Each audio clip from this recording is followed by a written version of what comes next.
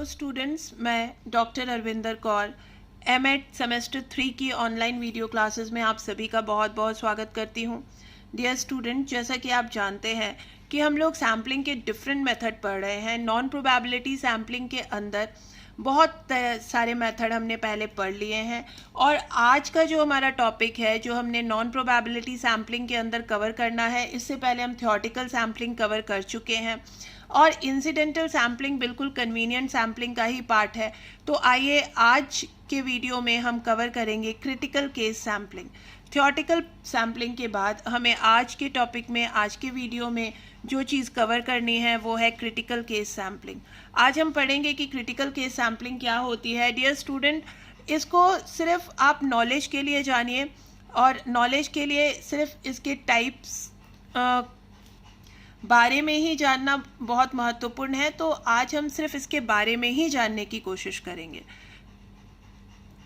चलिए आज हम शुरू करते हैं critical case sampling. What is critical case sampling? Critical case sampling क्या होती है? Critical case sampling is where you collect samples that are most likely to give you the information you are looking for. They are particularly important case or one that highlights vital information. Dear student, critical case sampling तब की जाती है जब हम किसी particular cases के बारे में कोई vital information खोजने की हमारी जो पर्पस है, हमारा जो रिसर्च का पर्पस है, वो ये होता है कि हम ऐसे सैंपल को कलेक्ट करते हैं जिसमें कि हमें पर्टिकुलर किसी इंफॉर्मेशन को जानना है, तभी वो क्रिटिकल केस सैम्पलिंग होती है। The type of sampling is ऐसी sampling particularly useful if the number of cases can be sampled, the small number of cases assuming they can be classified as critical. तो जब बहुत small number of cases होते हैं उसे हम critical classified करते हैं, उसे हम क्रिटिकल कहते हैं। And that are the one more likely to provide a wealth of information. जो इन्फॉर्मेशन हमें चाहिए वही केस हमें वो इन्फॉर्मेशन प्रोवाइड करते हैं, तो हम उसे क्रिटिकल केस सैम्पलिंग कहते हैं। मैं आपको एक एग्जांपल देती हूँ। जैसे कि मान लीजिए कि आप ये देखना चाहते हैं अभी कोरोना केसेस में क्या लक्षण होते हैं, तो आप क्या करेंगे? अगर आप ये जानना चाहते हैं कि कोरोना के क्या सिम्टम हैं, कोरोना के क्या लक्षण हैं, तो आप ऐसे केसेस को पिकअप करेंगे जिनको कोरोना है। तो आप कोरोना पेशेंट को पिकअप करेंगे और कोरोना पेशेंट के क्या सिम्टम है, क्या लक्षण है, उसे जानने की कोशिश करेंगे, तो हमें पता चलेगा कि कोरोना के ये सिम्टम होते हैं। तो इसी प्रकार से हम ये समझ सकते हैं कि क्रिटिकल केस सैम्पलिंग का मतलब होता है कि हम ऐसी सैम्पलिंग करें जिसमें कि हम इंडिविजुअल, एक पर्टिकुलर इंडिविजुअल केसेस से ही इंफॉर्मेशन ले और वही इंफॉर्मेशन ले जो इंफॉर्मेशन हमारी रिसर्च के लिए ज़रूरी है। अगर हम ये रिसर्च करना चाहते हैं कि कोरोना होने के क्या लक्षण होते हैं, तो हम कोरोना पेशेंट के लक्षणों को देखेंगे। कोरोना पेशेंट, जितने भी हमारे पास कोरोना पेशेंट हैं, उनके सैंपल लेंगे और उनके सैंपल में उनके लक्षणों को हम डाटा के रूप में कलेक्ट करेंगे और तब हमें पता चलेगा कि कोरोना होने से ये सब सिम्टम होते हैं। तो इसी प्रकार हम ये समझ सकते हैं कि क्रिटिकल केस सैम्पलिंग तब की जाती है जब हमें किसी पर्टिकुलर इन्फॉर्मेशन के बारे में या किसी वाइटल इन्फॉर्मेशन को हाईलाइट करना हो, तभी हम क्रिटिकल केस सैम्पलिंग करते हैं। Dear student, the type of sampling, critical case sampling एक ऐसा नमूनाकरण है, एक ऐसी सैम्पलिंग है particularly useful if the small number of cases can be sampled. ये तभी ज़्यादा उपयोगी होती है जब बहुत छोटे संख्या में नमूने लिए जाते हैं, जब बहुत छोटे संख्या में सैंपल लिए जाते हैं। The small number of cases, जिसको कि हम क्रिटिकल कहते हैं, ऐसे स्मॉल नंबर ऑफ केसेस जिसको कि हम बहुत महत्वपूर्ण मानते हैं, इसको हिंदी में महत्वपूर्ण के रूप में वर्गीकृत किया जा सकता है और इंग्लिश में इसे हम क्रिटिकल कह रहे हैं। तो जो हमारे लिए बहुत महत्वपूर्ण है, ये मानते हुए कि वे बहुत महत्वपूर्ण है, उन्हीं सैंपल को हम लेते हैं। Are the ones more likely to provide a wealth of information. ये वही सूचनाएं होती है, वही इंफॉर्मेशन होती हैं, जो ये वही इंफॉर्मेशन का खजाना है जो हमें अधिक से अधिक जानकारी दे सकते हैं या जहां से हमें अधिक से अधिक जानकारी प्राप्त होने की संभावना होती है।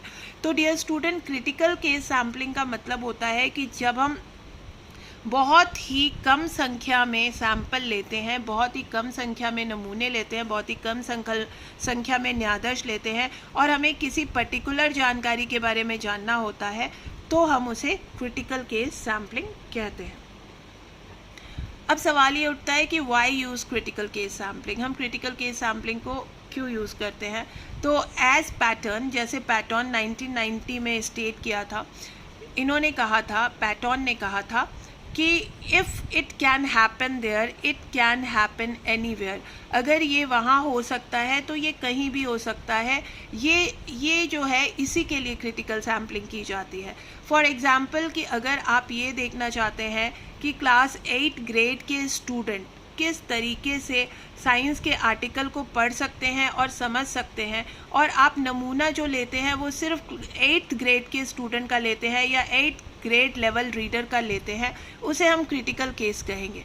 तो ये जो क्रिटिकल केस है, इसमें से जो रिज़ल्ट निकल के आएगा, हम ये मान लेंगे कि अगर 8th ग्रेड के स्टूडेंट इस जगह पर इस चीज़ को रीड कर सकते हैं या इस मैगज़ीन के आर्टिकल को रीड कर सकते हैं, तो ये कहीं पर भी हो सकता है। कोई भी 8th ग्रेड के प्रतिभागी इसको रीड कर सकते हैं और इसको समझ सकते हैं। तो 8वीं कक्षा के स्तर के पाठकों को एक महत्वपूर्ण मामला बनाया, मतलब एक क्रिटिकल केस बनाया, और उसी क्रिटिकल केस पे हमने सैम्पलिंग की, उसी क्रिटिकल केस पे हमने सैंपल लिए और उसी पे हमने स्टडी किया। और जब हमने उस क्रिटिकल केस पे सैंपल लिए और उस क्रिटिकल केस पे स्टडी किया, तो अगर हमारे पास शॉर्ट बजट है, कम बजट में हमें अपनी सैम्पलिंग करनी है, कम बजट में हमें अपने डाटा कलेक्ट करने हैं, तो हम उसी को महत्वपूर्ण केस मानेंगे, उसी को हम क्रिटिकल केस मानेंगे, और हम उन्हीं महत्वपूर्ण मामलों को उपयोग करके ये अध्ययन करेंगे कि अगर ये 8वीं कक्षा के अगर स्टूडेंट अगर इसे पढ़ सकते हैं और विज्ञान के लेखों को समझ सकते हैं, तो उन सभी प्रतिभागियों का अध्ययन हो जाएगा जो कि 8वीं कक्षा के अंदर आते हैं। तो इससे एक बहुत महत्वपूर्ण जानकारी प्राप्त होती है क्रिटिकल केस सैम्पलिंग से। जब हमारे पास डाटाज लिमिटेड होते हैं, केसेस लिमिटेड होते हैं, फंड लिमिटेड होता है, तो हम काफ़ी कम फंडिंग के साथ क्रिटिकल केस को एज्यूम करके हम सैम्पलिंग कर सकते हैं, और उसे ही हम क्रिटिकल केस सैम्पलिंग कहते हैं। आइए एक बार फिर से इसको हम रिपीट कर लें ताकि क्रिटिकल केस सैम्पलिंग आपको पूरी तरह से क्लियर हो जाए। Critical case sampling is where you collect samples that are most likely to give you the information you are looking for. They are particularly important cases or one that highlight vital information. तो आप समझ गए हैं कि critical sampling जो होती है, ये ऐसी सैम्पलिंग है जहाँ पे हम ऐसे सैंपल इकट्ठा करते हैं जो आपके द्वारा खोजी जा रही जानकारी को देने की सबसे ज़्यादा संभावना रखते हैं। आप जो चीज़ जानना चाहते हैं, आप जो जानकारी खोजना चाहते हैं, वो जानकारी आप तक पहुंच सके, इसकी सबसे ज़्यादा संभावना होती है। और विशेष रूप से कोई महत्वपूर्ण मामले हों, महत्वपूर्ण जानकारी हो, उसी को उजागर करने के लिए हम क्रिटिकल केस सैम्पलिंग का इस्तेमाल करते हैं। This type of sampling is particularly useful if the small number of cases can be sampled. अगर हमारे पास स्मॉल नंबर ऑफ केसेस का ही सैम्पलिंग कर सकते हैं हम, तो ये सैम्पलिंग उसके लिए बहुत ज़्यादा इम्पॉर्टेंट हो जाती है। That is small number of cases, उन्हीं स्मॉल नंबर ऑफ केसेस को हम क्या एज्यूम करते हैं, they are classified as critical, जिसे हम हिंदी में महत्वपूर्ण कहते हैं, उसे ही हम महत्वपूर्ण मान लेते हैं, उसमें महत्वपूर्ण के रूप में वर्गीकृत किया जाता है, and are ones more likely to provide a wealth of information, उसी से सूचनाओं का खजाना प्राप्त करने की सबसे अधिक संभावना होती है। एक और एग्जाम्पल लेते हैं हम, एक बहुत ही अच्छे साइकोलॉजिस्ट का एग्जाम्पल लेते हैं। जैसे कि scientist deal with critical cases all the time. For example जैसे मेंडल लॉ आप जानते हैं कि मेंडल ने ये बताया था कि किस तरह से जीन्स जो हैं, हमारे जो बॉडी के जीन हैं, वो एक से दूसरे फॉर्म में ट्रांसफ़र होते हैं। तो उसमें डिस्कवर क्या किया गया, the fundamental law of inheritance. तो मेंडल का सबसे जो फंडामेंटल लॉ था, law of inheritance, through the meticulous study of pea plant. उसने मटर के पेड़ों पर, मटर के दानों पर जो आपको याद होगा, आपको पता होगा कि मेंडल ने मटर के दानों पर एक्सपेरिमेंट किया था, आविष्कार किया था, और तभी उसने लॉ ऑफ इनहेरिटेंस लॉ की स्थापना की थी या लॉ बनाया था। उसने कहा था कि if Mendel had attempted to focus on a broad range of species instead of just one, उसने सिर्फ मटर के दानों पर ये एक्सपेरिमेंट किया था, मटर के दानों को ही ऑब्जर्व किया था, और मटर के दानों को ही ऑब्जर्व करने के बाद उसने ये लॉ बनाया था। अगर वो बहुत तरह के स्पाइसेस पे ये एक्सपेरिमेंट करता तो शायद ये डिस्कवरी नहीं हो पाती जो आज बहुत ही रिनाउंड डिस्कवरी है, जिसे हम लॉ या जो हम जीन्स की फाइंडिंग की बात करते हैं, जो हम लॉ ऑफ इनहेरिटेंस की बात करते हैं, और उसकी ये फाइंडिंग निकल के आई थी कि genes are inherited in pairs. Pairs में जीन जो है वो इनहेरिटेंट होता है वन फ्रॉम अदर पेरेंट, एक पेरेंट से दूसरे पेरेंट में। तो ये जो चीज़ें हैं जो मेंडल ने बताई और मटर के दानों पर एक्सपेरिमेंट करके बताई, वो क्रिटिकल केस का एक एग्जाम्पल है कि जब हम एक पर्टिकुलर केस पे एक चीज़ देखते हैं, ऑब्जर्व करते हैं, तो वही सब पर लागू होती है, ऐसा हम मान के चलते हैं। तो डियर स्टूडेंट, ये है क्रिटिकल केस सैम्पलिंग। अगर इसको समझने में आपको कोई भी दिक्कत है, कोई भी डाउट है, तो आप आज की इवनिंग क्लास में मुझसे अपने सवाल कर सकते हैं, और रेस्ट इसके बाद जो डिटर्मिनेशन ऑफ सैम्पल साइज़ है वो हम अगले वीडियो में करेंगे। आज की वीडियो में कोई प्रॉब्लम है तो अपने सवाल मुझसे कीजिए। Thank you very much.